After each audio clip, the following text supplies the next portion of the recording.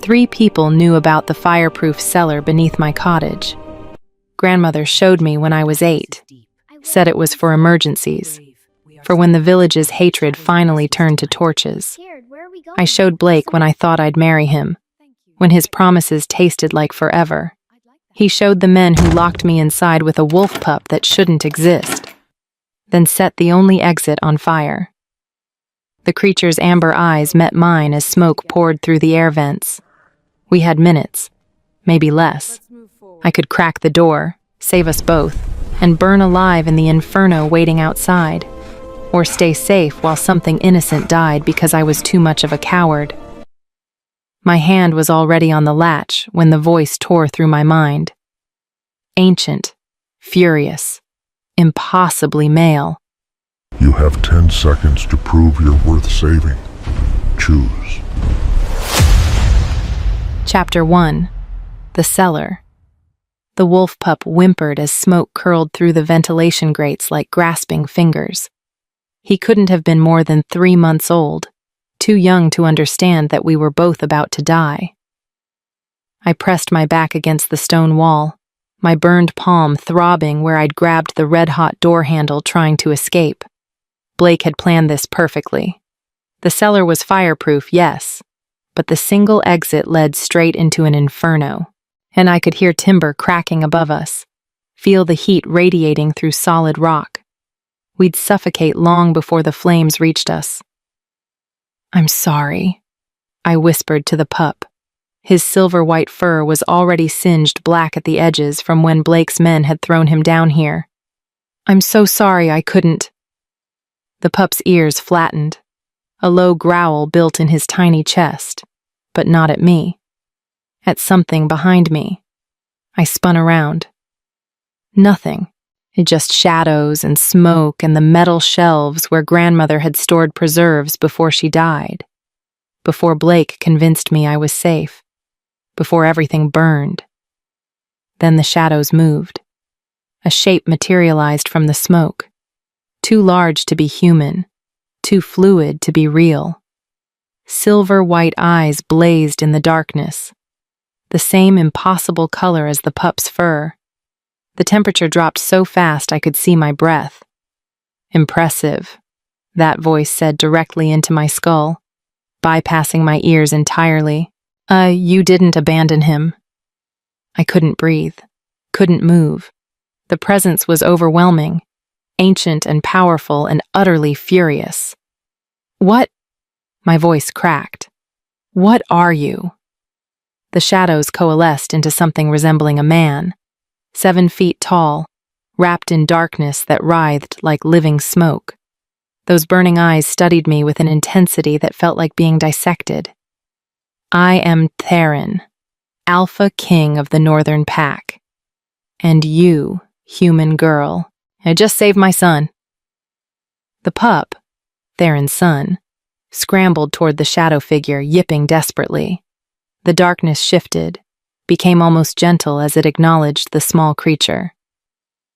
300 years. Theron's mental voice was raw. 300 years since a human chose mercy over survival.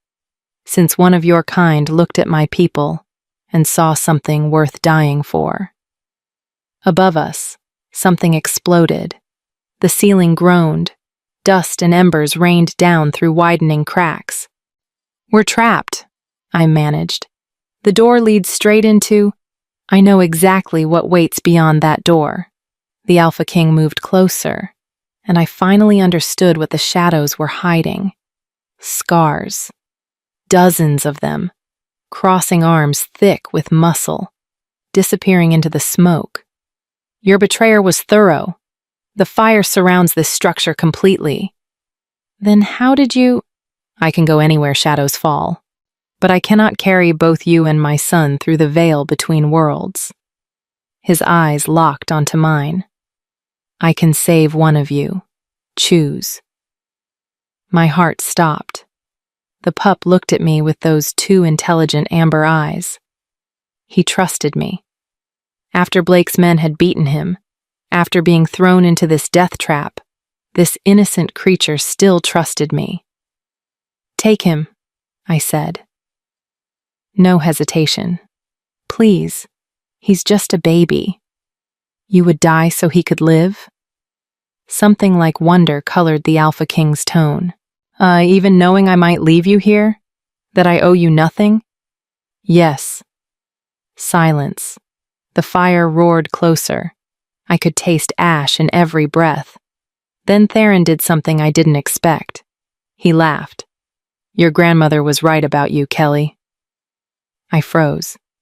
You knew Grandmother Miriam? I knew many things. The shadows around him intensified, spreading across the floor toward me like spilled ink. Including that you carry wolf blood in your veins. Diluted, nearly forgotten but present. Your great-grandfather was one of mine before he chose humanity. The darkness wrapped around my ankles. It felt cold, wrong, like being touched by something that existed outside the natural order. I'm going to offer you a choice, Kelly Dwyer, Theron said. You can die here, clean and honorable, or you can live, but the life I give you comes with a price so steep you may wish you'd burned instead. What price? The Alpha King smiled, and it was nothing human. Everything. Chapter 2. Borrowed Time. I woke up drowning. My lungs burned with phantom smoke. My skin felt too tight, stretched over bones that ached like they'd been shattered and reassembled wrong. When I tried to scream, nothing came out but a rasping wheeze. Easy, a woman's voice, sharp and clinical. Your body is still remembering how to be alive. My eyes flew open. I was lying on furs, thick, soft pelts piled so deep I'd sunk into them. Above me, and a ceiling of woven branches filtered silvery light into patterns that hurt to look at. Everything was too bright, too sharp, like someone had turned up the contrast on reality itself. A face appeared above me, angular, beautiful in a predatory way, with copper eyes that gleamed like polished metal. Her black hair fell in a severe braid over one shoulder. I'm Laverne, she said flatly. Second of the Northern Pack. You're in our healing den, deep in pack territory. She pressed a cup to my cracked lips. Drink. Slowly. The liquid tasted like starlight and stone, impossible things given physical form. I drank greedily until she pulled it away. Not too much. Your stomach isn't ready. I tried to sit up. Failed. My body felt like it belonged to someone else. The pup, I croaked. Is he? Kyrian is fine. Theron's with him now. Laverne's expression was unreadable. You saved the Alpha King's son. That's not something we take lightly. Memory crashed back. The cellar. The fire. Blake's betrayal. The Shadow King offering me an impossible choice. What did he do to me? Laverne set the cup aside and studied me with unsettling intensity. You died, Kelly. Your heart stopped for 7 minutes while the fire consumed that cellar. 7 minutes with no oxygen, no pulse, nothing. I touched my chest reflexively. My heart beat against my palm, but wrong. Too slow. Too cold. Like an engine running on borrowed fuel. Theron brought you back, Laverne continued. Used his own life force to restart your heart, to keep your brain from dying completely.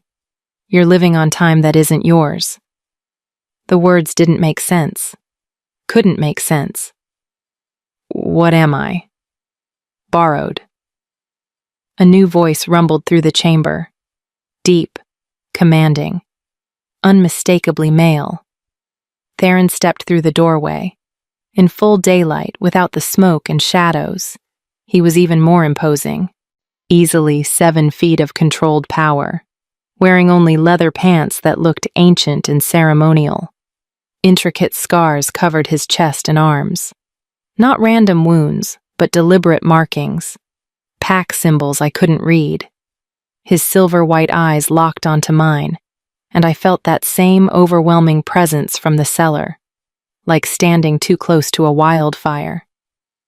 "You're living on time that isn't yours," he said, moving closer. "Your body did die. I pulled you back. But there are consequences." "What consequences?" Theron crouched beside the firs, bringing himself closer to my eye level.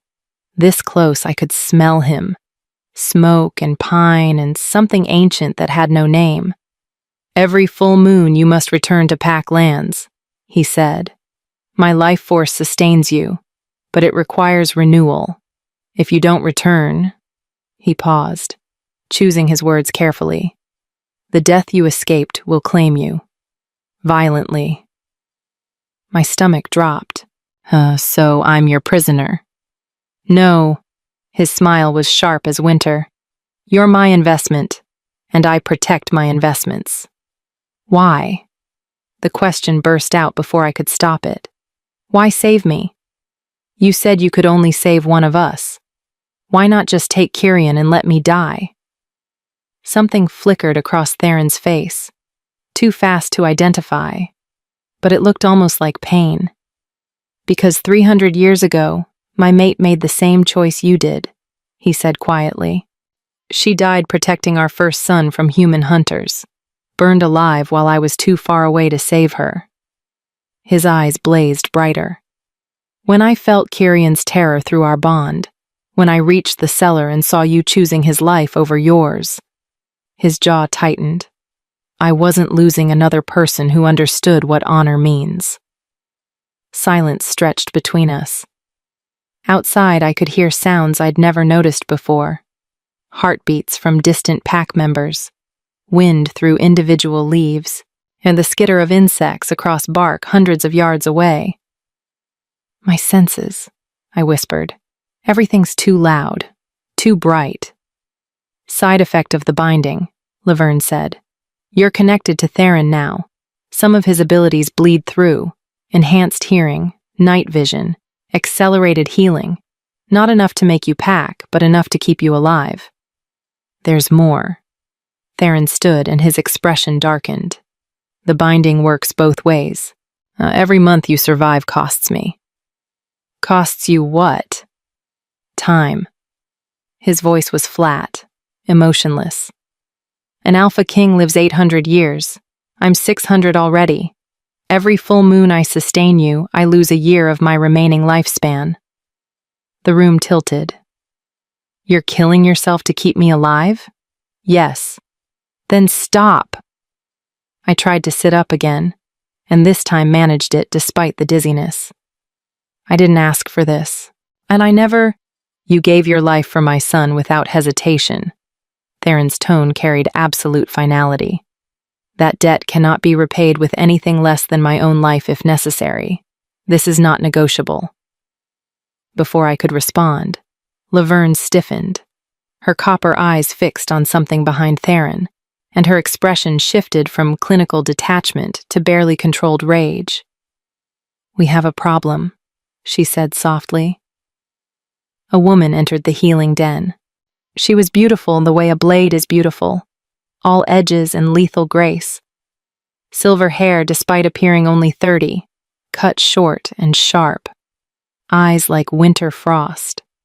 She moved with the predatory confidence of someone who'd never lost a fight.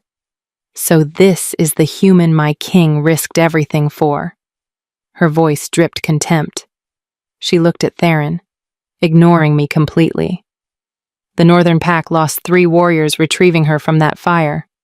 My brother Raphael died in the smoke, crushed by falling timber while searching the perimeter." Theron's jaw tightened.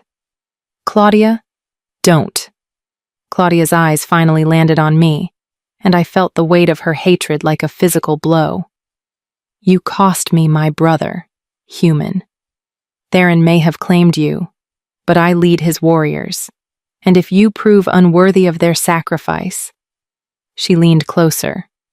"His protection won't save you from me." She turned and left. The temperature in the room seemed to rise 10 degrees with her absence. "She'll kill me," I said. "Not a question. She'll try." Theron's expression was grim. Claudia lost her twin. That kind of grief makes people irrational, but she won't act against you directly, not while you're under my protection. And when your protection isn't enough? The Alpha King's smile returned, sharp and dangerous. Then you'll have to prove you're worth the lives we spent saving you. Chapter 3. The Memory Bleed. The nightmares started on the third night. I dreamed in someone else's eyes, copper-haired like mine, but older, colder. I watched my hands, not my hands, tear through pack members who'd trusted me, heard myself laugh as forests burned, felt satisfaction, pure and intoxicating, as children screamed. I woke up smiling. My lips were curved upward, muscles locked in an expression of pleasure I hadn't put there. When I finally forced them down, and my face ached like I'd been grinning for hours. It's starting. Laverne stood in the doorway, holding a lantern even though my new vision could see perfectly in the dark. Earlier than I expected. What's starting? My voice sounded wrong, huskier, almost seductive. The memory bleed. She set the lantern on a nearby table and pulled up a wooden chair. The life force Theron used to save you. It wasn't empty power, it carried memories. Specifically, the memories from the last human who survived a similar binding. My blood went cold. What happened to them? Her name was Astrid. Laverne's copper eyes reflected the lamplight like a cat's. 300 years ago, she was exactly like you. Half-blood, rejected by her village, saved by pack intervention. Theron's father performed the binding ritual for her. And she killed 400 pack members before they finally stopped her. Laverne's voice was flat, clinical. Burned 3 human villages to ash, slaughtered children in their beds. By the time they put her down, the northern and southern packs had nearly gone to war over who was responsible for creating her. I couldn't breathe. You think I'm going to... I think Astrid's memories are bleeding into yours through Theron's life force. The binding doesn't just sustain you. It connects you to everyone who's been bound before. And Astrid's rage? Laverne leaned forward. It's patient. It's seductive. And it whispers that violence feels good, that the people who hurt you deserve worse than death. I thought about Blake, about his promises, about how he'd kissed me the morning before locking me in that cellar to burn.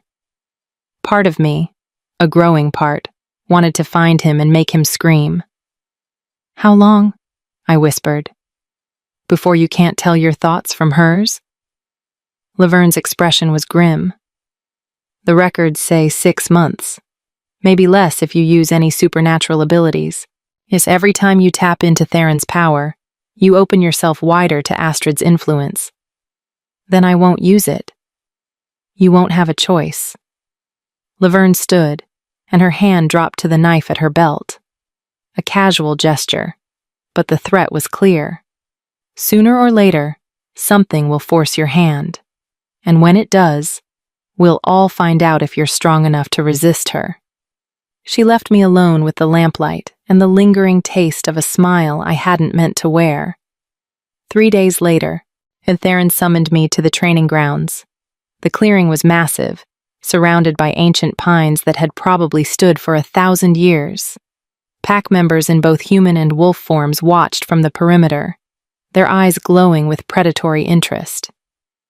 Kyrian bounded toward me the moment I emerged from the tree line. He'd grown impossibly fast, already the size of a full-grown dog, though he still moved with puppy clumsiness. His silver-white fur gleamed in the morning sun. Sarah, his voice exploded in my mind with childlike enthusiasm. The pack's mental communication still startled me. Father says you're training today. Can I watch? Please? We'll see, I said, scratching behind his ears. His tail wagged so hard his entire body wiggled. He's imprinted on you. Theron approached from across the clearing, Today he wore a leather vest that did nothing to hide the scars covering his torso. Wolf pups bond with their first protector, and that bond is sacred, unbreakable. What does that mean? Theron's expression darkened. It means if you die, he dies. His spirit is tied to yours now. The words hit like a physical blow. I looked down at Kyrian, who gazed up at me with complete trust, completely unaware of the death sentence hanging over his head. You didn't tell me that before the binding. Would it have changed your choice? Theron's silver eyes held mine. You already gave your life for him once. Now you just know the cost of failure. Before I could respond, Claudia emerged from the crowd. She wore fitted leather armor and carried 2 wooden practice swords. Her silver hair was tied back, and her eyes promised violence. If she's going to survive here, Claudia announced to the assembled pack, she needs to prove she can fight. I volunteer to test her. Claudia, Theron's voice carried a warning. She's under your protection, and I know. Claudia tossed one of the practice swords at my feet. But protection means nothing if she can't defend herself when you're not there. Unless... Her smile was cruel. Unless you plan to babysit the human forever. The crowd murmured. Pack politics. I didn't understand swirled beneath the surface of this confrontation. Theron looked at me. You don't have to accept. I picked up the sword. It felt wrong in my hands. Too light. Too balanced. I'd never trained for combat. Never needed to, as the village had taught me to make myself small, invisible, safe. But I wasn't that girl anymore. I accept, I said. Claudia's grin was all teeth. Good. Don't worry. I'll try not to break anything permanent. She moved before I could blink. The practice sword came at my head in a vicious arc meant to crack my skull. I stumbled backward, barely avoiding the blow. The sword whistled past my ear so close I felt the displaced air. Too slow. Claudia pressed forward, raining strikes that I blocked more by luck than skill. Each impact sent shockwaves up my arms. Raphael died for you. Show me you're worth it. She swept my legs. I crashed to the ground hard enough to drive the air from my lungs. Before I could recover, her boot pressed against my throat. Pathetic. Claudia's voice was cold. 3 warriors dead, retrieving you from that fire, and this is what we saved? A clumsy human who can't defend herself? The pressure on my throat increased. Black spots danced across my vision. Use it, a voice whispered in my mind. Not Theron's, not Kyrian's. Something older, hungrier. Use the power. Show her what you really are. No, I gasped. Coward, just like before. Just like when Blake locked you away. Always choosing to be weak. The voice sounded like me, but the thoughts felt foreign, invasive. Astrid. Claudia's boot pressed harder. What was that? I said. My hand shot up faster than thought and grabbed her ankle. Power flooded through me, borrowed and terrible. I twisted. Claudia flew backward 20 feet and crashed into a pine tree hard enough to crack the bark. The clearing went silent. I stared at my hand. Black veins had appeared beneath the skin, spreading from my fingertips to my wrist like cracks in porcelain. They pulsed with a rhythm that didn't match my heartbeat. What? My voice shook. What is this? Laverne pushed through the crowd, her expression grim. The cost I warned you about. Every time you use Theron's power, it consumes more of your human cells. The wolf blood spreads, replacing what you were.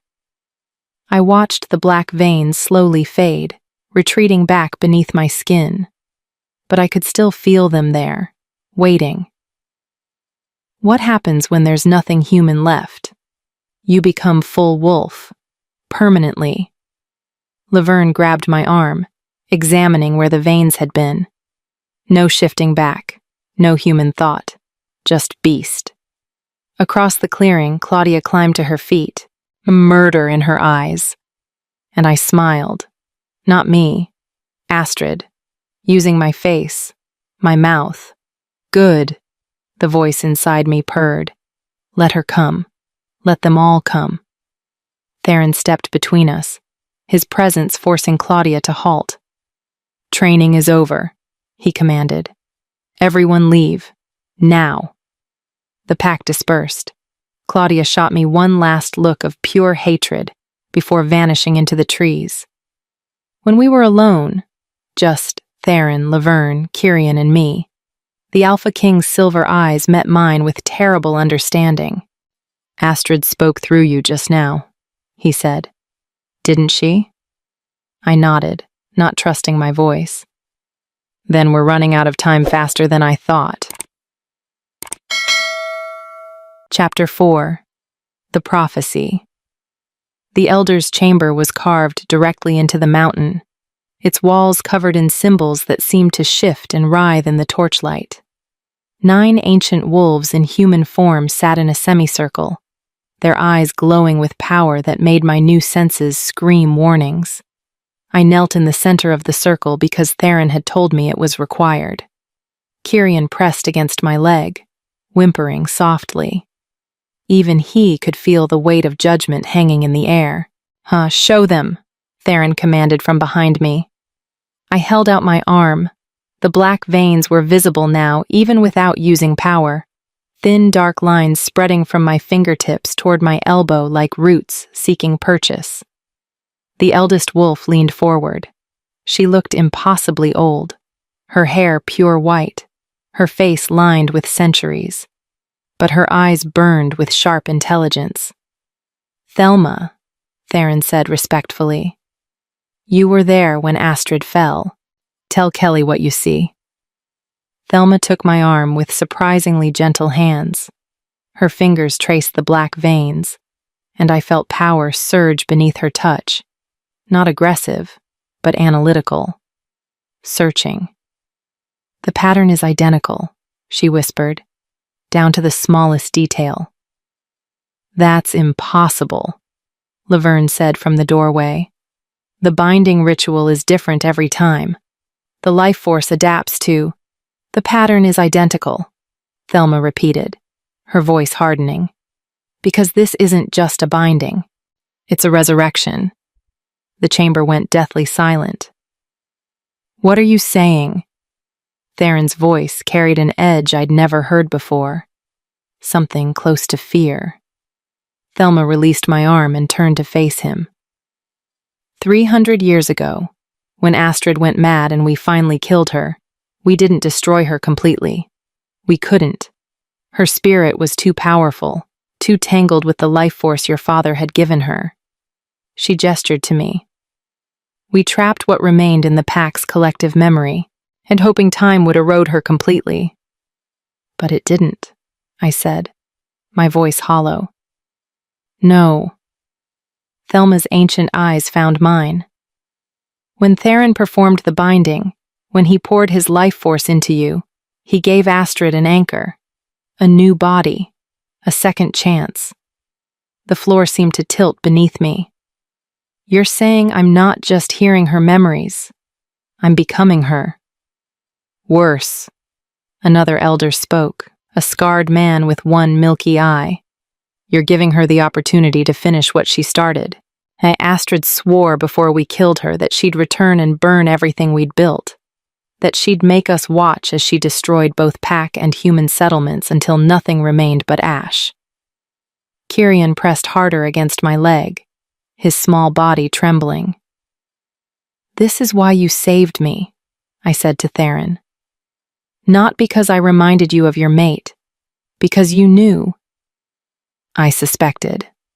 Theron moved to stand in front of me, his expression unreadable. The binding ritual shouldn't have worked. You were too far gone, too long dead.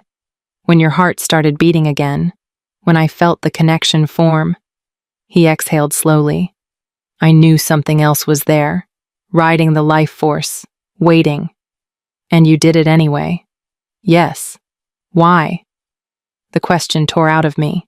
If you knew Astrid might come back, why give her the chance?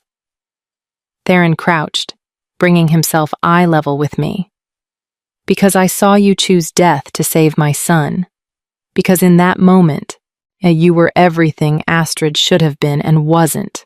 Selfless, honorable, kind. His silver eyes blazed. And because I'm betting everything that you're stronger than she ever was. That's not a bet. Claudia's voice came from the chamber entrance. That's suicide for the entire pack. She strode in without permission, her silver hair gleaming in the torchlight. Behind her came 3 other warriors, all watching me with barely concealed hostility. The human has Astrid's marks, Claudia announced to the elders. She's already showing signs of the madness, that smile during training, the pleasure she took in violence. How long before she starts the killing? Claudia, you overstep, Theron began. Do I? Claudia wheeled on him. Raphael died retrieving her. 3 other warriors burned. And for what? So Astrid can wear a new face and finish her genocide? She pointed at me. Execute her now, before it's too late. No. Kirian's mental voice rang through the chamber with surprising force. The pup stepped in front of me, his small body radiating defiance. She saved me. She's mine. You can't have her. The pup has imprinted, Thelma said quietly. His life is bound to hers now. Kill her, and you kill the Alpha's son. Claudia's face twisted. Then separate them. Break the bond before— The bond cannot be broken, Thelma interrupted. Not without killing them both. Yeah, what's done is done. The scarred elder stood. Then we're left with an impossible situation. We cannot execute her without murdering Kirian. We cannot let her live knowing Astrid grows stronger every day. And we cannot exile her because the binding requires monthly renewal. She'd die and take the pup with her. He looked at Theron. What would you have us do, Alpha King? Theron was silent for a long moment. The weight of leadership, of centuries of responsibility. Chapter 5. The Marriage Trap. The training was brutal. For 2 weeks, Laverne pushed me past every limit I thought I had. She taught me to fight, not gracefully, but effectively. How to use my smaller size as an advantage. How to read an opponent's body language. How to survive when outmatched. But the physical training was nothing compared to the mental exercises. Astrid will attack your weaknesses, Laverne explained one morning as we sat in meditation. Every doubt, every fear, and every moment of shame, she'll weaponize them. You need to face those memories now, while you still control your own mind. So I did. I relived Blake's betrayal, the way his smile never reached his eyes when he led me to the cellar, the years of village mockery before that, grandmother's death when I was 15, alone because the healer refused to treat half-blood filth. Every painful memory Laverne made me examine, dissect, accept. Pain doesn't disappear, she said. But you can choose what it makes you. Astrid let her pain make her a monster. What will you let yours make you? I didn't have an answer. On the morning of the 3rd week, everything changed. I woke to unusual noise, voices raised in argument, the sound of many footsteps. When I emerged from the healing den, I found the entire pack gathered in the central clearing. And there, surrounded by 200 warriors in ceremonial armor, stood a woman who made everyone else look diminished. She was perhaps 30, with hair like spun gold and eyes the color of winter ice. She wore leather armor decorated with silver wolves, and power radiated from her like heat from a forge. When she turned to look at me, I felt the weight of her gaze like a physical blow. So this is the human causing all the trouble, she said. Her voice carried effortlessly across the clearing. Smaller than I expected. Theron stood at the center of the gathered pack, his expression carved from stone, and beside him, looking miserable, were the pack elders. Kelly, Theron said carefully, this is Sonia, Alpha of the Southern Pack.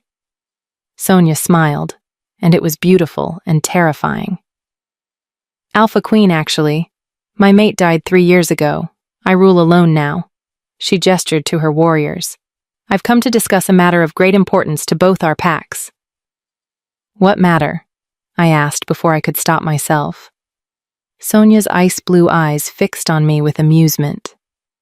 The marriage, of course. Surely Theron told you. The world tilted. What marriage? I looked at Theron, whose jaw was clenched so tight I could see muscles jumping. The alliance the elders negotiated while I was occupied with your binding ritual, he said flatly. A marriage between the northern and southern packs to end 400 years of border disputes. How wonderful, Sonia purred. He did tell you. I was worried this might come as a shock. She moved closer to Theron with predatory grace. 3 days from now, Theron will take me as his mate. Our packs will unite, creating the most powerful alliance in the territories. I couldn't breathe. The rational part of my mind knew I had no claim on Theron. He'd saved me out of honor, nothing more. The binding was practical, not romantic. But the irrational part, the part that felt his life force sustaining me every moment, that carried pieces of his power in my veins, that part felt like something vital was being ripped away. The elders agreed to this? I asked. Thelma stepped forward, looking older than ever. The Southern Pack has been raiding our borders for decades. This alliance would secure peace, end the bloodshed, protect our people. Her ancient eyes held something like apology. It was decided while Theron was in seclusion performing your binding. A decision made for the good of the pack. A decision that conveniently traps me, Theron said coldly. Breaking a formal marriage contract would dishonor both packs, start a war worse than the raids. Precisely. Sonia's smile widened. She looked at me again. Don't worry, little human. You'll have a place in our unified pack. As a servant, perhaps. If you survive your little ritual, that is. She turned back to Theron. I heard about the dominance rite scheduled for tomorrow night. How thrilling. Will we be attending a wedding or a funeral? Both, probably, Claudia muttered from the crowd, earning glares from several pack members. Kyrian pushed through the assembled wolves and pressed against my leg. This is wrong. His young voice trembled in my mind. Father can't marry her. He can't. But he could. I could see it in Theron's expression, the weight of responsibility, of choosing his pack's safety over his own desires, whatever those desires might be. When I marry Sonia, Theron said, his silver eyes finding mine, the binding between us will be strained. My life force will be split between you and my mate. You'll need to return not monthly but weekly, possibly more often. How convenient, Sonia said brightly. The human will be even more dependent on you, more trapped. Though I suppose if she becomes Astrid tomorrow night, the whole problem solves itself. I wanted to scream, to argue, to demand they find another solution. Instead, I forced myself to speak calmly. Then I wish you both happiness in your union. The lie tasted like ash, and Theron's expression flickered. Pain, maybe? Or frustration. But his voice remained neutral. The ceremony will take place the evening after your dominance rite, assuming you survive. Assuming she doesn't become Astrid and slaughter us all first, Sonia added cheerfully. She gestured to her warriors. I've brought my best fighters. If the human loses control during the ritual, they'll handle it swiftly. By handle it, you mean kill me, I said. Of course. Sonia's smile never wavered. Nothing personal, just protecting my future pack from a monster. She swept past me toward the Alpha's den, her warriors following. Several of them bumped into me deliberately as they passed. Small shows of dominance, reminders that I was the outsider here. When they were gone, the crowd dispersed quickly. Nobody wanted to be caught between the tension radiating from Theron, except Laverne, who approached with grim determination. "This changes things," she said bluntly. "If you survive tomorrow's ritual, you'll be bound to an alpha who's married to someone else. Sonia will make your life a living hell. She's not known for sharing." "I know. And if you become Astrid, she'll kill you without hesitation. Her warriors are trained specifically to eliminate supernatural threats." "I know." Laverne studied me. "So what are you going to do?" I looked at Carrion, who watched me with absolute trust. At Theron, whose life was being sacrificed year by year to keep me breathing. At the black veins crawling further up my arm, proof that Astrid was winning. "I'm going to survive the ritual," I said. "I'm going to beat Astrid. And then..." I exhaled slowly. "Then I'm going to figure out how to live in a world where I don't belong anywhere." "That's not a plan," Laverne said. "It's all I have." That night I couldn't sleep. The full moon would rise tomorrow, bringing with it the dominance right, and my last chance to remain myself. I sat outside the healing den, staring at stars that seemed too bright with my enhanced vision. Footsteps approached, heavy, purposeful. Theron sat beside me without asking permission. "I didn't know about the marriage," he said quietly. "The elders went behind my back while I was sustaining you through the critical first days. You don't owe me explanations." "Yes, I do." His silver eyes found mine. "The binding created a connection between us, Kelly. Not romantic. I won't pretend emotions that aren't there. But you feel my life force every moment. You carry pieces of my power. That creates intimacy whether we want it or not. And now you'll share that with Sonia." "Yes." He looked away. "She's powerful, ruthless, and exactly the kind of ally the Northern Pack needs. This marriage makes strategic sense." "But you don't want it." Theron was silent for a long moment. "What I want doesn't matter. I'm Alpha King. My personal desires come last." I understood that. Had lived it my entire life in the village, making myself small, choosing others' comfort over my own needs. "Tomorrow night," I said, "if I become Astrid, will you be the one to kill me?" "Yes." The answer came without hesitation, and somehow that was comforting. If I had to die, better it be by someone who understood what the death meant. "Thank you," I whispered, "for saving me that day in the cellar. Even if it ends tomorrow, even if Astrid wins, thank you for giving me 3 more weeks to exist." Theron's hand found my shoulder. "You're going to win. You don't know that." "No," he admitted, "but I'm betting everything on it anyway." He stood and walked back toward his den, leaving me alone with the stars and the crawling sensation of Astrid moving beneath my thoughts. "Tomorrow," her voice purred with anticipation. "Tomorrow we finally meet properly, and you'll learn what it feels like to be consumed from within." I touched the black veins on my arm, watched them pulse with borrowed life. Tomorrow I'd either become something new, something strong enough to contain a monster's rage, or I'd disappear completely, and Astrid would get her second chance at destroying everything. Either way, the girl I'd been was already gone. The only question was what would take her place. Chapter 6. The Dominance Right. The ritual circle was older than memory. 13 massive stones, each carved with symbols that predated human language, formed a perfect ring in a clearing miles from the pack compound. Moonlight painted everything silver white, and the air thrummed with power that made my teeth ache. The entire northern pack surrounded the perimeter. Hundreds of wolves in both forms, their eyes glowing in the darkness.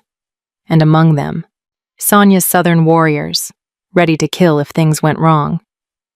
I stood at the circle's center, wearing only a simple white shift.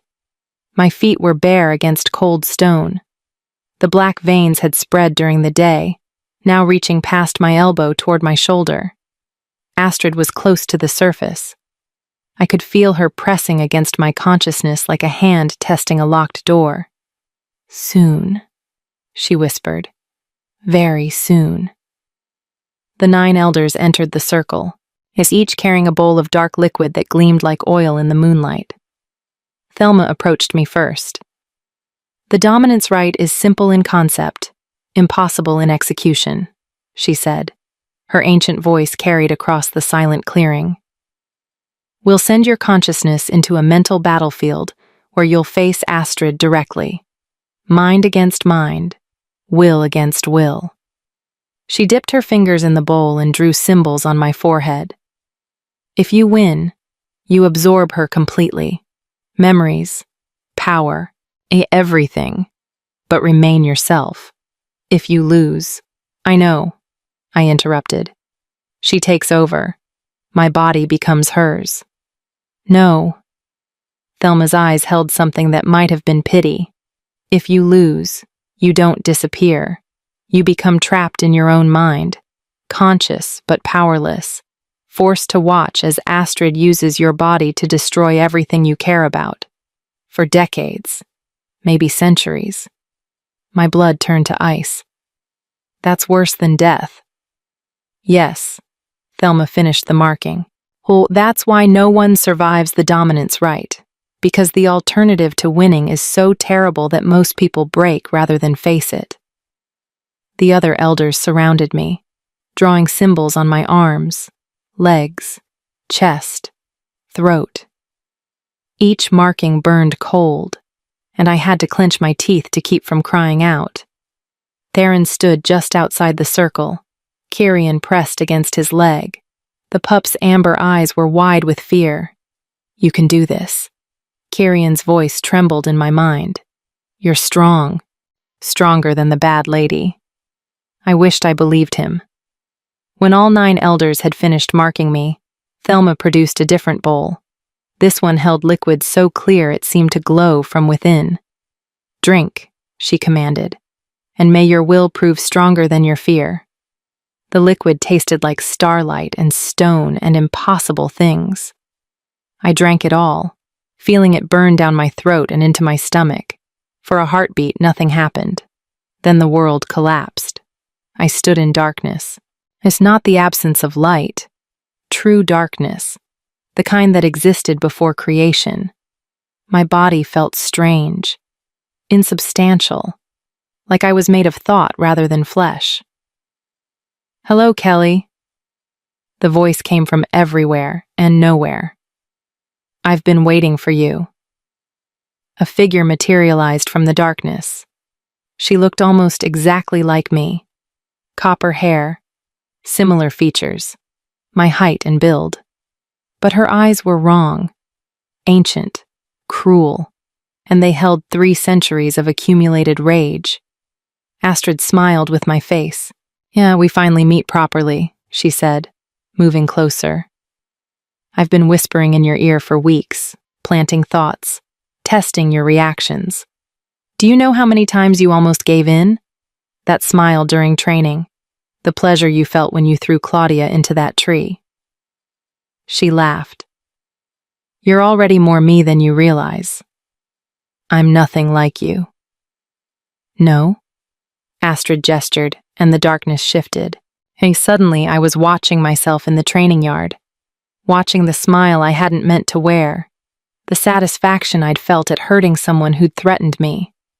"You enjoyed that violence, craved it, just like I did. That was your influence, your thoughts bleeding into mine. Was it? Astrid's expression turned pitying. Oh, sweet child. You think I planted those feelings? I only amplified what was already there. The rage at Blake for his betrayal. It's the hatred toward the village that tormented you. The desire to make them all pay. She moved closer. I didn't create your darkness, Kelly. I just gave you permission to acknowledge it. The words struck deeper than I wanted to admit. Because she was right. Part of me did want revenge. Did want to hurt the people who'd hurt me. The difference, I said slowly, is that I choose not to act on those feelings. For now. Astrid's smile widened. But how long can you resist? In every month you return to Pack Lands, you'll see Theron with Sonya, his mate, his queen, watching them together while knowing you carry pieces of his life force. How long before that jealousy turns to hatred? Before you decide if you can't have him, no one will. The darkness shifted again. Now I saw Theron and Sonya together, his hand on her shoulder, her smile victorious. The image sent a spike of pure rage through me. There it is, Astrid purred. That's the anger I can work with. Yet your village abandoned you. Blake betrayed you. And now Theron, the one being who saved you, is choosing someone else, someone powerful, someone worthy. She leaned close. You're nothing, Kelly. Just a temporary inconvenience. A broken girl who'll be forgotten the moment you're gone. Stop. My voice shook. Why? Because the truth hurts?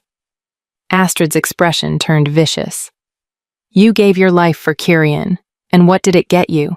A death sentence, a cursed binding, and the privilege of watching the man who saved you marry another woman while you slowly transform into a monster. She laughed. If you let me take over, at least your death will have meaning. At least you'll be remembered. The rage built inside me like a physical thing. She was right. About all of it. I was nothing. Had always been nothing.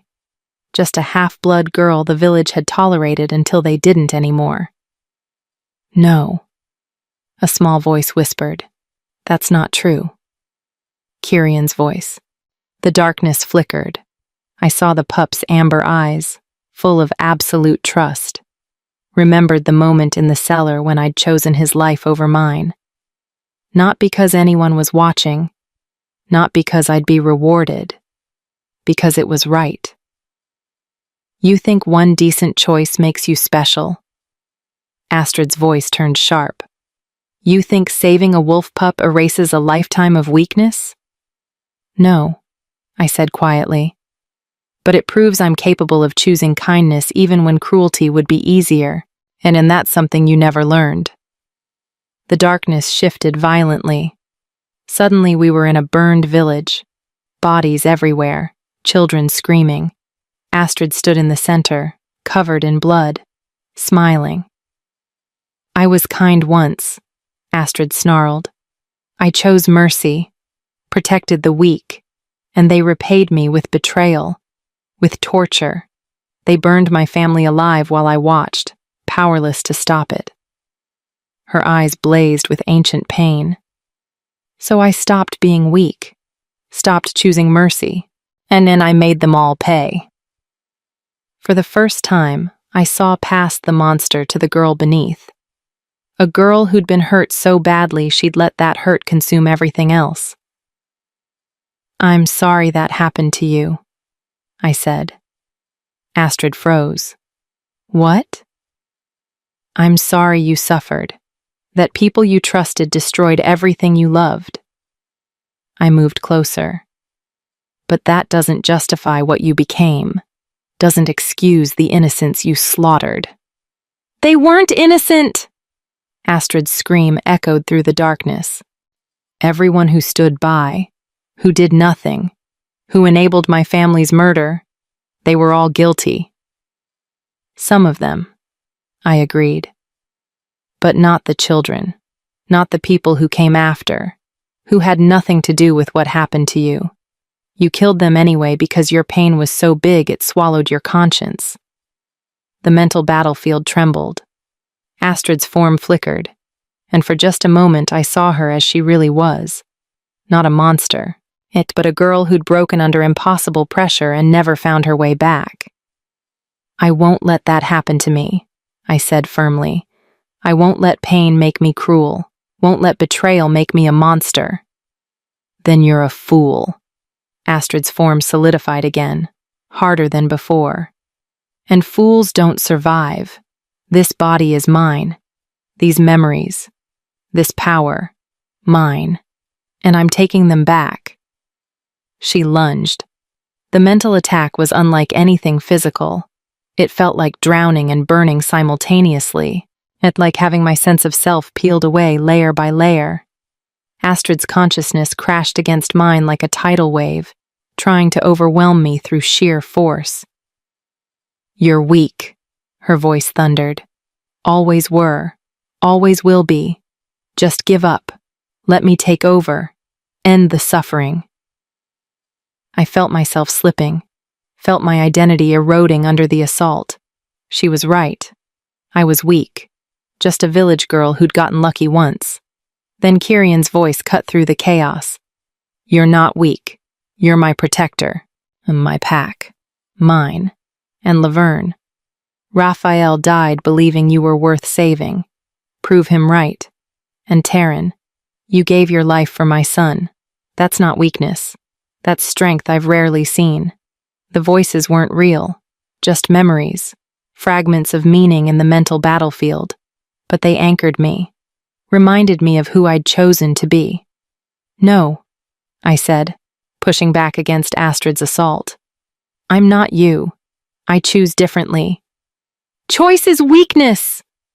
Astrid's attack intensified. Mercy is weakness. Kindness is just another word for dying alone. Grandmother was wrong, I said. The revelation crystallized as I spoke. Kindness isn't about reward. It's about refusing to let cruelty define you. About choosing who you are instead of letting pain choose for you. I grabbed Astrid's consciousness and pulled her close, not to destroy her, to embrace her. You're part of me now, I said. Your memories, your pain, your rage, I accept all of it, but I won't let it control me. I won't let it make me cruel. Astrid thrashed, trying to break free. No, you can't. This isn't how— I'm not erasing you, I interrupted. I'm absorbing you. Everything you were, everything you learned, it becomes mine.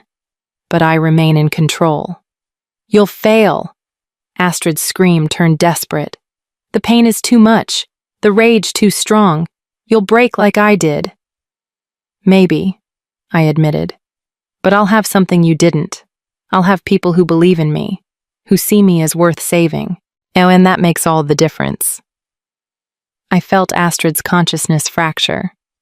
Not destroyed, but integrated. Her memories flooded into me like a rushing river. 3 centuries of knowledge, of power, of terrible, beautiful, awful choices. And underneath it all, the pain of a girl who'd been broken and never found anyone to help her heal.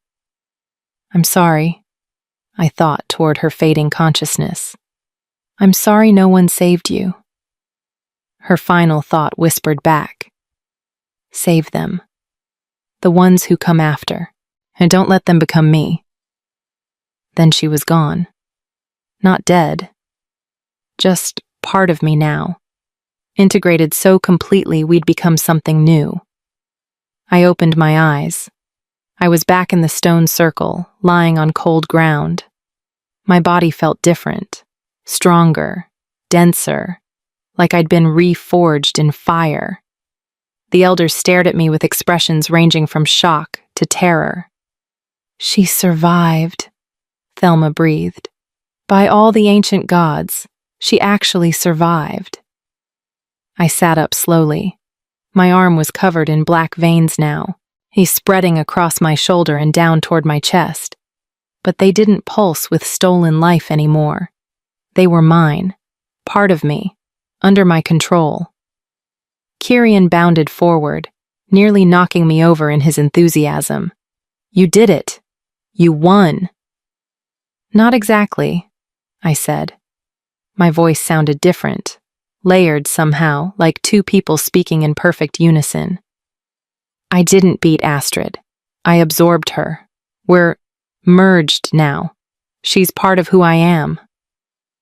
Claudia pushed through the crowd, her silver hair gleaming. And if she's part of you, how do we know you won't become what she was? I met her eyes steadily. Because I choose not to. Every day, every moment. That's the difference between us. Sonia stepped forward, her ice blue eyes analytical. Fascinating. You've done what no one thought possible. She turned to Theron. Your human is full of surprises, darling. Let's hope they're the useful kind. The word darling felt like a knife between my ribs, but I forced myself to stand, as to face the gathered packs with dignity. The dominance rite is complete, Thelma announced. Kelly has survived. The ritual binding stands. Then tomorrow, Sonia said with a smile that didn't reach her eyes, we celebrate a wedding. Chapter 7. The Conspiracy. The wedding preparations consumed the compound like a sickness. Southern Pack warriors strung silver banners between the ancient pines. Elaborate tables appeared in the central clearing, laden with food I couldn't name. And everywhere, Sonia's presence dominated like a force of nature. I watched from the shadows of the healing den, feeling like a ghost at my own funeral. You should rest, Laverne said, appearing beside me. The dominance rite took everything out of you. Your body needs time to adjust to Astrid's integrated memories. I can't rest. I touched my arm where the black veins now formed permanent patterns beneath my skin. Every time I close my eyes, I see her memories. 300 years of pain and rage. It's overwhelming. That's why you need to learn control. Laverne handed me a cup of bitter tea. Drink. It'll help stabilize your mind while the integration completes. I drank obediently, tasting herbs I couldn't identify. Does it ever get easier, carrying someone else's lifetime inside you? I don't know. No one survived long enough to tell us. Laverne's copper eyes held something that might have been respect. You're writing the rulebook as you go. A commotion at the compound entrance drew our attention. A rider, one of the Northern Pack's scouts, dismounted in a rush and sprinted toward the Alpha's den. Even from this distance, I could see the blood on his clothes. That's not good, Laverne muttered. We followed the crowd gathering outside Theron's den. The scout knelt before the Alpha King, his words tumbling out in a frantic rush. Ambush on the eastern border, he gasped. Blake Jordan's militia. They've been raiding Pack territory for weeks, but this time they were organized. Professional. They knew exactly where our patrols would be. My blood turned to ice at Blake's name.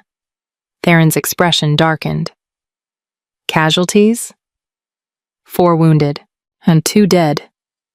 The scout's voice cracked. They're using weapons we've never seen before. Silver-forged steel that burns on contact. Traps designed specifically for wolves. How would human militia know our patrol routes? Claudia demanded, pushing through the crowd. That information is restricted to Pack leadership. Someone's feeding them intelligence, Theron said grimly. Someone inside the Pack. The gathered wolves erupted in angry murmurs. A betrayal from within was the worst kind of violation. Sonia stepped forward, her ice-blue eyes calculating. How convenient. The day before our wedding, your Pack is suddenly infiltrated by traitors. Her smile was sharp. Perhaps this alliance comes at a better time than we thought. My warriors can help root out the corruption. We'll handle our own problems, Theron said coldly. Will you? Sonia's tone remained pleasant, but threat lurked beneath. Because from where I stand, your pack is compromised, your security is failing, and you're about to bind yourself to me in marriage, which means your problems become my problems. She gestured to her warriors. I insist my people help investigate, for both our sakes. It was a power play, blatant and bold. Sonia was using the crisis to insert her forces deeper into Northern Pack territory, and Theron couldn't refuse without appearing weak. Fine, he said through gritted teeth. Your warriors can assist, but they answer to Claudia. This is still my pack. Of course, darling. Sonia's smile widened. I would never dream of overstepping. The crowd dispersed to prepare for increased patrols. I started to leave with them, but a hand caught my arm. Blake. The name echoed in my mind with Astrid's memories overlaid on my own. I'd loved him once, trusted him, and he'd locked me in a cellar to burn. I know where Blake's militia is hiding, I said quietly to Laverne. She turned sharply. How? Astrid's memories, 300 years of pack knowledge, including every cave system, every hidden valley, every place humans have used to hide from wolves. I touched my temple. It's all here now. And Blake, he proposed to me last year, showed me his family's hunting cabin, said it would be ours someday. You think he's using it as a base? I know he is. The certainty came from somewhere deeper than logic. Astrid's tactical knowledge combined with my own memories of Blake's habits and his patterns. He always said it was far enough from the village that no one would bother us. Remote, defensible, perfect for coordinating attacks. Laverne's expression turned predatory. We should tell Theron. No. The word came out harder than intended. If there's a traitor in pack leadership, telling Theron means telling everyone. Blake will be warned and disappear. Then what do you suggest? I looked toward where Sonia's warriors were organizing patrols with disturbing efficiency. Something about their movements felt wrong, too coordinated, too prepared. I think the betrayal goes deeper than one informant, I said slowly. I think Sonia's involved. Laverne's eyes widened. That's a serious accusation. If you're wrong, I'm not wrong. Astrid's tactical knowledge crystallized the pattern I'd been seeing. Think about it. Sonia shows up with a marriage contract the elders supposedly negotiated in secret. Blake's militia starts using weapons and tactics they shouldn't have. And now Sonia's warriors are being integrated into our security. I met Laverne's gaze. She's not here to marry Theron. She's here to take over the Northern Pack. Through marriage and manufactured crisis. Laverne's voice was barely a whisper. Create problems only she can solve. Make Theron dependent on her support. Then eliminate him once the marriage is secured and claim both packs as Alpha Queen. The plan was elegant in its brutality. Exactly the kind of strategy Astrid would have admired.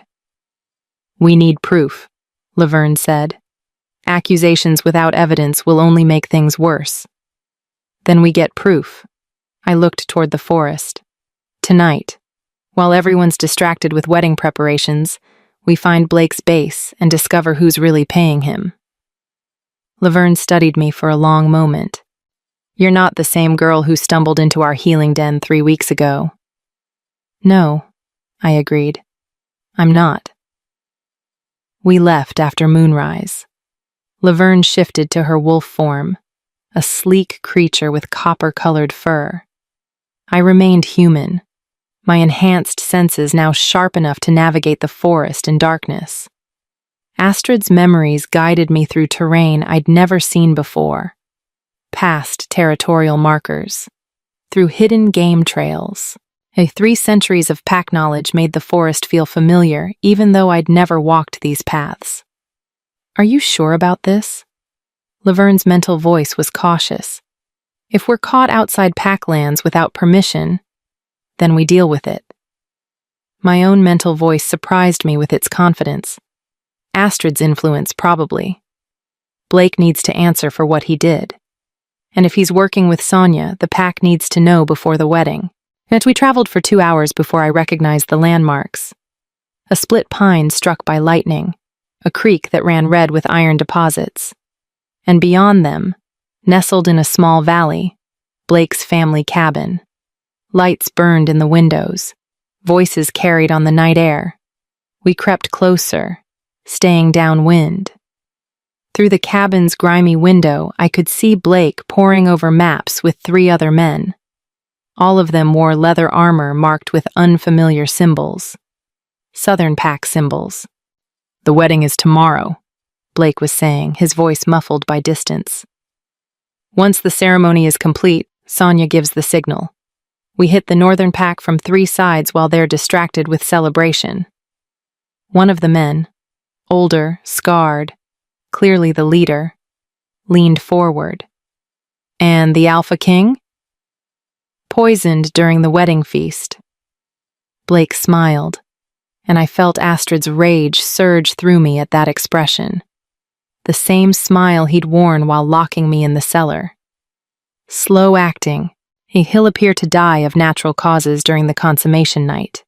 By the time anyone suspects foul play, Sonia will already be widowed and in control of both packs. "What about the human?" another man asked. "The one who survived the dominance rite?" Blake's smile faltered. "She should be dead. I made sure." He stopped, shaking his head. "It doesn't matter. She's nothing. A broken half-blood playing at being pack. Sonia will handle her after the takeover." The casual dismissal hurt more than I expected. To Blake, I'd always been nothing, a tool to use and discard. "We have what we need." Laverne's mental voice was urgent. "Let's go before—" The wind shifted. Blake's head snapped toward the window. "Someone's out there!" We ran. Behind us, the cabin door crashed open. Men poured out, weapons drawn. But they were human, slower, dependent on torchlight to see. Yet we had almost reached the tree line when the arrow took Laverne in the shoulder. She yelped, a sound of pure pain, and stumbled. Her wolf form flickered, threatening to collapse back to human. I spun back, fury igniting in my veins. Blake stood with a bow, another arrow already knocked. "Kelly?" His eyes widened in recognition even in darkness. "You're alive? But how did you—" "You locked me in a cellar to burn," I said. My voice came out layered, mine and Astrid's together. "Did you really think fire could kill me?" Blake's face twisted. "You were supposed to die. Sonia promised. She promised if I eliminated you, I'd get a position in the new pack order. Wealth, power, everything I deserved instead of wasting my life in that pathetic village. So you sold out your own people for money." The black veins on my arm began to glow faintly. "Betrayed everyone who trusted you." "Trust?" Blake laughed bitterly. "You were always so naive, Kelly. Trust is for fools. Power is all that matters." He drew the bow. "Sonia wants you dead. And honestly, I'll enjoy this." The arrow flew. I caught it mid-flight. My hand moved faster than thought, fingers closing around the shaft before it could reach my chest. The wood splintered in my grip, and Blake's face went pale. "You're not human anymore," he whispered. "No," I agreed. "I'm something better." I crossed the distance between us in 3 strides. Blake tried to run, but I grabbed his collar and lifted him off the ground one-handed. Astrid's strength flowed through me, brutal and efficient. "You're going to tell Theron everything," I said. "About Sonia's plan, about the poison, about the ambush, every detail." "She'll kill me!" Blake's bravado crumbled completely. "If I betray her, if you don't, I will." The words came out colder than I intended. And unlike Sonia, I'll make sure you survive long enough to regret every choice that led you here. Behind us, Laverne had shifted back to human form, the arrow still embedded in her shoulder. "We need to go," she gasped. "More militia coming." I could hear them, dozens of footsteps, weapons being drawn. We were outnumbered. "Run," I told Laverne. "Get back to Packlands. Warn Theron. What about you?" I looked at Blake dangling in my grip, then at the approaching militia. Astrid's tactical knowledge showed me a dozen ways to fight, to kill, to survive. But I was more than Astrid now. I'm going to do what she never could," I said. "I'm going to choose mercy even when cruelty would be easier." I dropped Blake and ran. Chapter 8. The Wedding Massacre. We burst into the Alpha's den just as dawn broke. Laverne bleeding from her shoulder, me covered in dirt and scratches from our frantic flight through the forest. Theron was already awake, dressed in ceremonial leathers for the wedding. When he saw us, his expression shifted instantly from preparation to combat readiness. "What happened?" "Blake Jordan is working with Sonia," I gasped out. "They're planning to ambush the pack during the wedding, and then poison you during the feast." The room went deadly silent. Claudia appeared in the doorway, followed by Thelma and the other elders. "That's a serious accusation," Claudia said. "Blake is human militia. Why would he work with—" "Because Sonia promised him power in the new pack order." Laverne winced as a healer began removing the arrow from her shoulder. "We heard him planning it. Three-sided attack while everyone's distracted. Slow-acting poison to make Theron's death look natural." "Where's your proof?" Sonia's voice cut through the room like ice. She stood in the doorway, resplendent in silver wedding armor, her golden hair braided with moonflowers. Her ice-blue eyes showed nothing but mild curiosity. "We heard Blake and his men discussing it," I said, meeting her gaze directly. "At his family cabin, 2 hours north of Packlands." "How convenient." Sonia's smile never wavered. "The day of our wedding, my future mate's pet human claims I'm plotting against him, with no witnesses except her loyal companion." She turned to Theron. "Darling, this is clearly a desperate attempt to stop our alliance. She's jealous, unstable from the dominance right. Can't we simply—" "Blake had Southern Pack symbols on his gear," I interrupted. "Your symbols. And he mentioned you by name specifically about the poison during consummation night." Sonia's expression flickered, just for a moment, but I saw it. The crack in her perfect facade. "Theron," she said smoothly, "you can't possibly believe I believe enough to investigate." Theron's silver eyes had gone cold. "Claudia, take a team to Blake's cabin. Verify Kelly's claims. If there's evidence of Southern Pack involvement, bring it back immediately." "And the wedding?" Sonia asked, her tone carefully neutral. "Proceeds as planned." Theron's jaw tightened. "If Kelly's wrong, we'll address her accusations after the ceremony. And if she's right—" He let the threat hang unfinished. Sonia's smile returned, but it looked strained. "Of course. I'm sure this is all a misunderstanding. Blake is probably just using counterfeit symbols to frame me." She glanced at me. "Though I must say, your human has quite the imagination." After she left, Theron pulled me aside. "You're certain about this?" "Completely. Blake named her, described the plan." I touched my temple. "And Astrid's memories confirm the tactical patterns. This is a classic power consolidation. Marriage gives her legal claim, poison removes you, and the ambush eliminates any resistance. Then we use it against her." Theron's expression turned predatory. "The wedding happens. We eat the feast, but we switch my cup with someone expendable. No." The word came out sharper than intended. "No sacrificing innocence. We're better than that." Theron studied me. You sound like her. Astrid. She used to say the same thing before she stopped caring about innocence. I finished. I know. I have her memories, but I also have my own, and I won't start this by throwing away someone's life. Then what do you suggest? I thought fast, combining Astrid's tactical knowledge with my own understanding of Sonia's psychology. We make her think the plan is working. I'll drink the poisoned cup, pretend to collapse. She'll think she's eliminated both of us and reveal herself. That's insane, Laverne protested from where the healer was bandaging her shoulder. If you're wrong about which cup is poisoned, I won't be. I touched the black veins on my arm. Astrid spent centuries studying poisons. I can smell them now, taste them in the air. It was true. Her integrated knowledge had given me abilities I was still discovering. Theron looked at me for a long moment. You've changed. In 3 weeks, you've gone from a village girl to someone planning military strategy.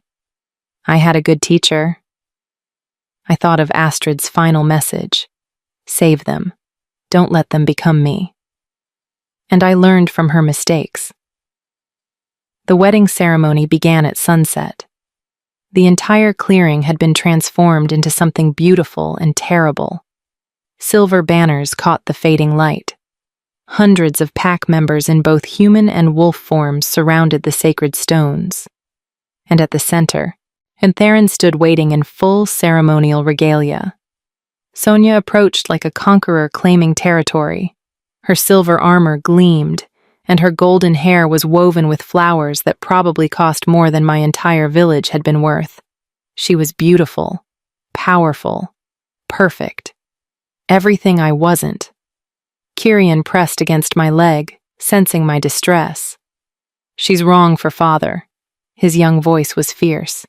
You should be up there, not her. I'm not Pack, I thought back. Not really. I'm just borrowed time. You're more Pack than she'll ever be. The ceremony was conducted in the old language, words I didn't understand, but Astrid's memories translated. Binding vows, promises of loyalty, the kind of oaths that couldn't be broken without dishonoring everything the Pack stood for. I watched Theron's face throughout. He looked carved from stone, showing nothing, but I could feel his life force through our binding. The tension, the anger, the resignation.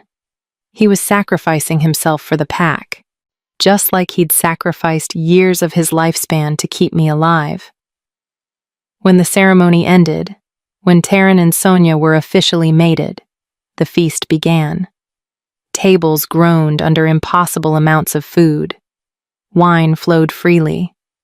Pack members celebrated with forced enthusiasm, while Sonia's southern warriors watched from the perimeter like wolves circling prey. I sat at the main table between Laverne and Kirian, my enhanced senses on high alert.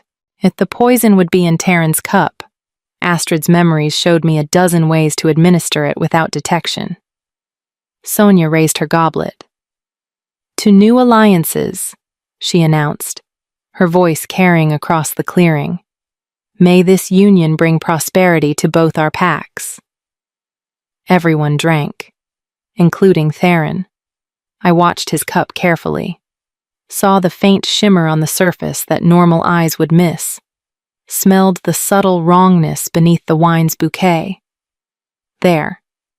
Wait, I said, standing abruptly. Theron, don't. Too late. He'd already drunk half the cup. Sonia's smile widened. Is something wrong, Kelly? I moved fast, grabbed Theron's cup and drank the rest in one swallow. The poison hit my system like liquid fire. Astrid's integrated knowledge identified it instantly. Nightshade mixed with silver dust, designed to stop a wolf's heart slowly over several hours. Kelly, what did you do? Theron's voice was sharp with alarm. The cup was poisoned, I gasped. My vision was already blurring. I could smell it, taste it. How much did I drink? Theron's hand caught my arm as I swayed. Enough to make you sick, not enough to kill. My legs gave out. Laverne and Kyrian were suddenly there, supporting me. But I drank the rest. Should be enough to trigger symptoms without. The world tilted violently. I collapsed, my body convulsing. This wasn't acting. The poison was real, burning through my system. But Astrid's memories knew something Sonia didn't. And the binding that sustained me also gave me accelerated healing. The poison would hurt, might even kill temporarily, but my body would recover. Probably. "She's been poisoned!" someone screamed. Chaos erupted. Pack members surged forward. Healers rushed toward me. And through my failing vision, I saw Sonia's expression shift from triumph to confusion. How did she know? Sonia's voice was barely audible over the commotion. How could a human possibly— Then Claudia burst into the clearing, and her silver hair wild, her armor stained with blood. "Blake's cabin has been cleared," she announced, her voice cutting through the chaos. "We found maps, supply caches marked with Southern Pack symbols, and Blake himself, who's very eager to confess everything in exchange for protection." Sonia's face went perfectly blank. "He described a plot to poison the Alpha King during his wedding feast," Claudia continued, her eyes locked on Sonia. "Orchestrated by the Southern Alpha Queen to consolidate power over both packs through marriage and murder." "That's absurd," Sonia said, but her voice had lost its confidence. "Blake is obviously lying too. We also found correspondence." Claudia held up sealed letters. "Detailed instructions in your handwriting, payment records. Everything we need to prove you orchestrated the border attacks, fed intelligence to human militia, and planned tonight's assassination." The clearing had gone silent, every eye fixed on Sonia. "Well," she said finally, her pleasant mask dropping completely, "I suppose subtlety is overrated." She moved impossibly fast. One moment standing beside Theron, the next she'd drawn a silver blade and pressed it against his throat. "Nobody moves," she commanded. Her ice-blue eyes blazed with cold fury. "Or I open his throat right here." The Southern Pack warriors suddenly had weapons drawn, forming a protective circle around their Alpha Queen. They'd been positioned perfectly throughout the clearing, not as guests, but as an invasion force. "This was always the plan," Sonia said. "Marriage was just theater. The real goal was eliminating Northern Pack leadership and claiming both territories." She pressed the blade harder, drawing a thin line of blood on Theron's neck. "But you humans—" She glanced at me where I lay convulsing. You've always been more trouble than you're worth. Then why not just attack?" Theron's voice was steady despite the blade at his throat. "Why the elaborate deception?" "Because open war would unite the other packs against me," Sonia explained. "But a marriage followed by tragic assassination, followed by my grief-stricken consolidation of power to honor my late mate? That's a story people believe." She smiled. "Of course, the human half-blood ruined that narrative, so now we do this the messy way." She raised her free hand, and the Southern warriors tensed. "When I give the signal," Sonia announced, "my forces will kill every Northern Pack member who resists. Those who submit will be integrated. Those who don't—" She shrugged. "Well, the forest will feast well tonight." "You'll start a war," Claudia said, her hand on her weapon. "I'll win a war," Sonia corrected. "I have 200 warriors here, another 500 waiting at the border. By dawn, the Northern Pack will be mine." On the ground, my convulsions were slowing. The poison was losing its grip as my enhanced healing kicked in. But I stayed limp, watching through barely open eyes. Sonia was monologuing, making threats, revealing her entire strategy, just like Astrid's memories predicted she would. Arrogant alphas always talked too much before killing. It was their fatal flaw. Kyrian, I thought toward the pup. When I move, you run. Understand? No, I won't leave you. You will. Because if this goes wrong, you're the only proof that Sonia betrayed us. I forced steel into my mental voice. Your father needs you alive. So you run. Please. Kyrian's silence was answer enough. I gathered Astrid's strength, felt the black veins pulse with borrowed power. One chance. That's all I'd have. Any last words? Sonia asked Theron, her blade still pressed against his throat. Just one, Theron said. His silver eyes found mine across the clearing. Now. I moved. Chapter 9. The Aftermath. The poison should have kept me paralyzed for hours. Instead, I was on my feet in seconds, Astrid's power flooding through me like wildfire. The black veins covering my arm blazed silver white, and the world slowed to crystalline clarity. I covered the distance to Sonia in 3 impossible strides. She saw me coming, her ice-blue eyes widening in shock. But she was too slow. I grabbed her wrist, the one holding the blade to Theron's throat, and twisted. Bone cracked. The silver blade clattered to the ground. Sonia screamed and tried to pull away, but I was stronger now. Astrid's integrated strength combined with desperate fury made me unstoppable. You made one mistake, I said, my voice layered with mine and Astrid's together. You underestimated what happens when you give a broken girl 300 years of tactical knowledge. I threw Sonia backward. She crashed into 3 of her warriors, taking them all down in a tangle of limbs and armor. Attack! She shrieked. Kill them all! The clearing erupted into chaos. Southern warriors surged forward, weapons raised. But they weren't ready for what met them. 200 Northern Pack members who'd been quietly preparing for this exact moment since Claudia's announcement. Theron shifted mid-motion, his human form blurring into something massive and terrifying. A wolf the size of a horse, silver-white fur blazing in the torchlight, eyes burning with ancient fury. And he hit the first wave of Southern warriors like an avalanche. Claudia was right behind him, her own wolf form sleek and deadly. Laverne joined despite her wounded shoulder, copper fur streaked with blood. And everywhere, Northern Pack members were shifting, attacking, defending their territory with savage precision. I didn't shift. Couldn't shift. Whatever I was now, it wasn't fully wolf. But I didn't need to be. A Southern warrior came at me with a silver spear, and I sidestepped his thrust and grabbed the weapon's shaft, yanking him off balance.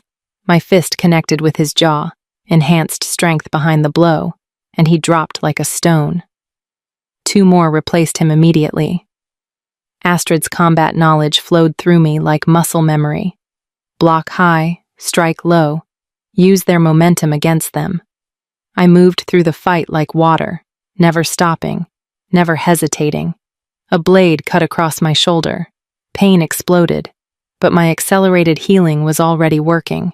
The wound closed even as I grabbed my attacker's arm and threw him into a nearby table. Kyrian! I screamed mentally. Run! Now! The pup was frozen in terror, watching the massacre unfold. Southern warriors were cutting through clusters of Northern Pack members. Blood stained the silver banners.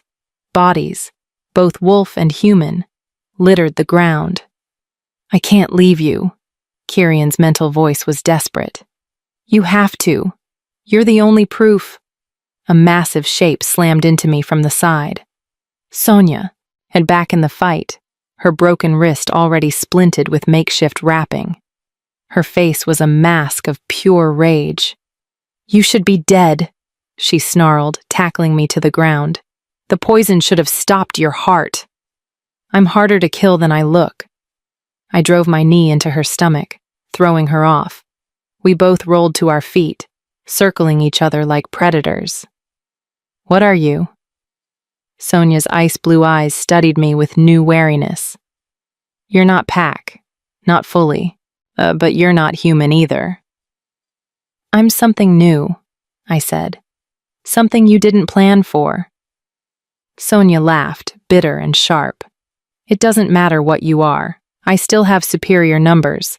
By dawn, your pack will be ashes, and I'll rule both territories."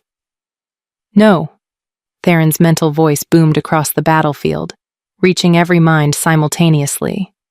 "Stand down. All of you. Now." The fighting stuttered. Wolves and humans alike froze mid-strike, responding to the Alpha King's command. Theron stood at the clearing's center in human form again, covered in blood that wasn't all his own. Around him lay a dozen southern warriors, unconscious, but alive, deliberately spared. "This ends now," he said, his voice carrying absolute authority. "Sonia, your conspiracy is exposed. Your warriors are outnumbered and surrounded. Surrender, or I let my pack finish this." "Surrounded?" Sonia smiled. "You think these 200 are all I brought?" A howl split the night, then another, and another. From the forest emerged hundreds of wolves, Southern pack reinforcements just as Sonia had promised. They surrounded the clearing, cutting off all escape routes. My heart sank. We were trapped. 500 warriors, Sonia said triumphantly. "Did you really think I'd come to your territory without overwhelming force?" She gestured to her reinforcements. "Surrender, Theron. Swear loyalty to me as Alpha Queen of both packs, or watch everyone you love die tonight." Theron's expression was unreadable. Around us, Northern Pack members looked to their Alpha King for guidance, for orders, for salvation he couldn't provide. We'd lost. Then Kyrian stepped forward. The pup was small compared to the adult wolves surrounding him. His silver-white fur was matted with dirt, and his amber eyes were wide with fear. But he walked straight toward Sonia with his head held high. "Stop!" His young voice rang out with surprising power. "Stop hurting my pack!" "Kyrian, get back!" Theron started. "No, father." Kyrian's mental voice was steady now. "I'm pack heir. My voice matters." He turned to face the assembled southern warriors. "You're following someone who lies, who betrays, who tries to murder people during sacred ceremonies. Is that the kind of alpha you want?" Silence fell across the clearing. "The pup speaks truth." An older southern warrior stepped forward, his grizzled face conflicted. I swore to serve the southern pack with honor. This," he gestured to the carnage, "this is not honorable. This is betrayal of everything we stand for." "Silence!" Sonia snapped. "You swore loyalty to me.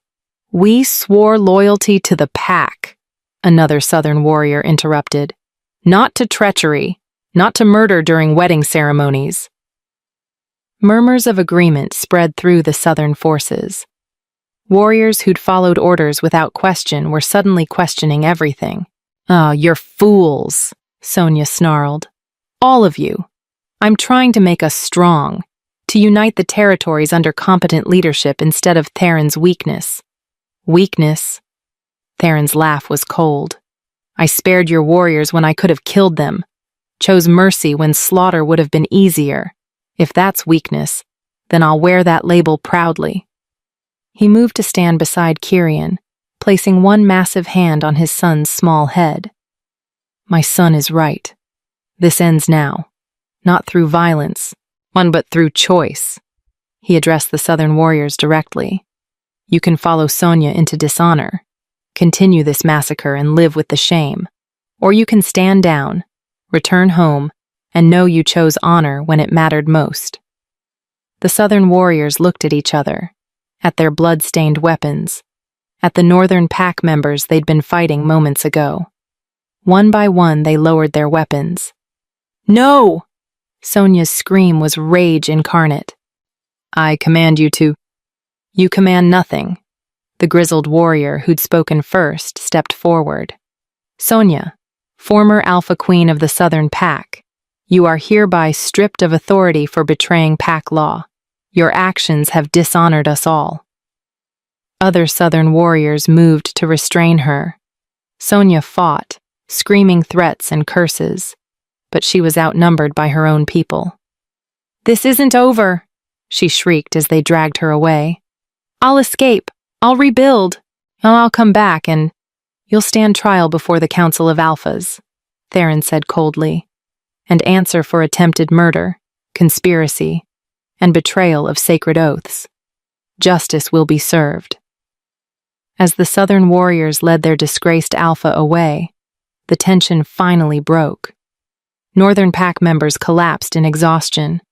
Healers rushed to tend the wounded, and slowly, impossibly, the clearing began to return to something resembling order. I sank to the ground, my legs finally giving out. At the poison, the fighting, the terror, it all crashed over me at once. Laverne appeared beside me. "You saved us," she said quietly. "If you hadn't drunk that poison, hadn't exposed Sonia's plan, Kyrian saved us," I corrected, watching the pup being embraced by his father. "He's the one who made them question, made them choose honor, because you taught him what honor looks like." Laverne's copper eyes held something I'd never seen before: respect. "Raphael would be proud. Yet you proved you were worth saving." Tears stung my eyes, but I blinked them back. "What happens now?" "Now?" Theron approached, back in human form, covered in blood and exhaustion. "Now we rebuild, tend our wounded, honor our dead." He looked toward where Sonia had been dragged away, and figure out how to move forward when trust has been so thoroughly broken. "The marriage?" I asked, though part of me didn't want to know the answer. "Annulled, and a union based on deception and attempted murder has no validity under Pack law." Theron extended his hand, pulling me to my feet. "You're free, Kelly. The binding remains. You still need monthly renewal, but there's no political complication anymore." Free. The word should have brought relief. Instead, it just felt hollow. "And Blake?" I asked. "Being held for questioning. He'll face human justice for his betrayal." Theron's expression softened slightly. "For what it's worth," and he seemed genuinely shocked that you survived. "Whatever else he is, he believed you dead. Does that make it better or worse?" "I don't know." We stood in silence, surrounded by the aftermath of battle. The wedding decorations looked obscene now, silver banners stained with blood, festive tables overturned and broken. "I want to leave," I said suddenly. "Not permanently. I'll return for the monthly binding, but I can't stay here. I can't watch you rebuild while knowing I gestured helplessly. "Just borrowed time. Just a reminder of everything that went wrong." "You're more than that," Theron said. "Maybe, but I need to figure out what that more is." I looked at him directly. 3 weeks ago, I was a village girl who made one decent choice. Now I have 300 years of memories in my head, power I barely understand, and no idea who I'm supposed to be. I need time to sort through that, away from Pack politics and conspiracies and— my voice broke. "And watching you with someone who's actually worthy of you." Theron was quiet for a long moment. Then, "Where will you go?" "Anywhere that needs someone who understands both human and wolf perspectives. Somewhere I can help instead of just survive." I thought of Astrid's final message. Save them. Don't let them become me. There are villages like mine everywhere, people being hurt because they're different. Oh, maybe I can make a difference there. "An emissary," Laverne said thoughtfully. "A bridge between worlds." "Something like that." Kyrian bounded over, his enthusiasm undiminished by the night's trauma. "You're leaving?" His mental voice was devastated. "But you just got here." "I'll come back," I promised, kneeling to hug him. Every month, remember? The binding requires it. You won't get rid of me that easily. Promise? I promise. Theron placed his hand on my shoulder. Then go. You find your purpose. And when you return, you'll tell us about it. His silver eyes held mine. You saved my son, saved my pack, and showed us all what real honor looks like. Whatever you become, Kelly, don't let the world make you small again. Epilogue. 1 year later. The village of Millbrook reminded me of home.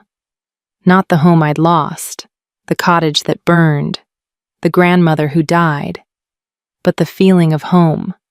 Small, isolated, full of people who looked at outsiders with suspicion and fear. Perfect. I stood at the village edge as the sun set, watching smoke rise from chimneys. My pack-marked armor fit comfortably now, the leather soft from a year of wear. The blade Theron had given me, wolf steel, stronger than anything human forged, hung at my hip. I'd changed in that year, not just physically, though my body had grown leaner, harder from constant travel, but internally. The girl who'd made herself small was gone completely. In her place stood something new, something that chose to help instead of hide. Ready? Laverne appeared beside me, her copper eyes reflecting the fading light. She'd insisted on accompanying me this time, claiming Northern Pack needed eyes on this situation. Really, and I think she just enjoyed the work.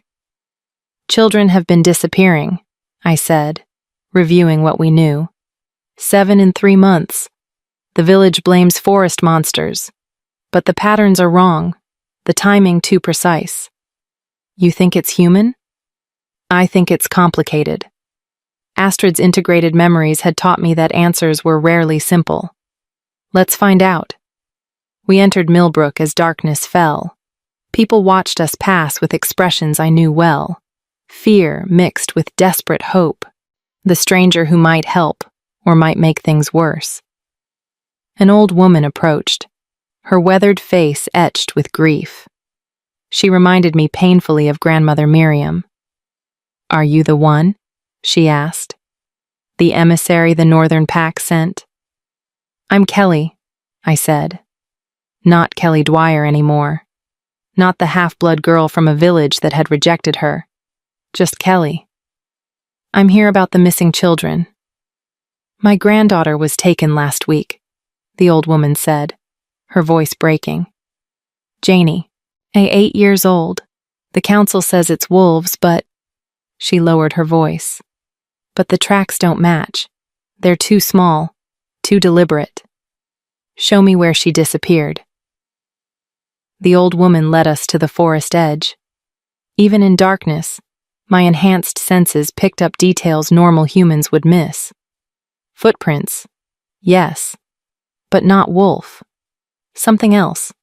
Something that walked on 2 legs but tried to hide it. Fae, Laverne breathed, recognizing the signs. Forest fae, probably. Taking children for revenge, I finished. Astrid's memories provided context. The village must have done something to damage fae territory. Poisoned their water source, maybe. Clear-cut sacred groves. Does it matter? The old woman's voice was sharp with pain. Whatever took Janie, I just want her back. Please. I met her eyes. An old woman who'd lost everything, begging for help from a stranger who represented everything her village had probably taught her to fear. It just like grandmother had begged healers to help me, only to be refused because of what I was. I'll get her back, I promised. And the others, all of them. How can you be sure? Because I know what it's like to be abandoned by people who should have protected me. I touched the pack marks on my arm. And I swore I'd never let that happen to someone else if I could prevent it. It took 3 days to locate the Fae settlement. They'd built it in a grove that had indeed been damaged. A lumber operation the village had started without knowing they were destroying Fae homes. The creatures were desperate, angry, and terrified of losing everything. So they'd taken the village's most precious resource: children. Not to harm them. Fae rarely hurt children deliberately, but to force negotiation, to make the humans understand what loss felt like. I walked into their settlement alone, hands raised, weapons sheathed. "I'm not here to fight," I called out. "I'm here to talk, to find a solution that doesn't end in more loss for anyone." A Fae elder emerged, impossibly old, made of wood and moss and ancient anger. "Why should we trust humans? They destroy without thought, take without asking. Your kind has no honor." "You're right," I said. "Many humans don't, but some do, and I'm here to bridge that gap, and to show both sides there's a better way than violence and revenge." Empty words. "Then let me prove it." I gestured back toward Millbrook. The village didn't know this grove was sacred. They're not evil, just ignorant. If I can get them to restore what was damaged, to leave your territory alone, will you return the children unharmed? The Fae elder studied me with eyes older than mountains. "You have pack marks, wolf blood. Why do you care about human children?" "Because someone cared about me when they had no reason to." I thought of Theron in that cellar, offering me a choice when he could have let me burn. And I'm trying to pay that forward. It took hours of negotiation, of explaining and translating and finding common ground between species that had never trusted each other. But slowly, impossibly, a solution emerged. The village would leave the sacred grove alone, would provide resources to help the Fae rebuild, would acknowledge that the forest belonged to more than just humans, and the Fae would return the children, would establish formal borders to prevent future conflicts, would give humans a chance to prove they could honor agreements. When I led the 7 children back to Millbrook 3 days later, the entire village emerged to meet us. The old woman collapsed in tears when Janie ran into her arms. "Thank you," she sobbed. "Thank you. And how can we ever—" "By doing better," I interrupted gently. "By teaching your children that the forest isn't empty, that different doesn't mean enemy, that coexistence is possible if both sides choose it." The village elder, a stern man who reminded me of Elder Brennan, approached with careful respect. "The Northern Pack speaks highly of you, says you're someone who bridges worlds." "I try." "Will you stay? Help us establish formal relations with the Fae?" "For a few weeks," I agreed. "Then I need to move on. There are other villages, other conflicts, other chances to prove that kindness isn't weakness."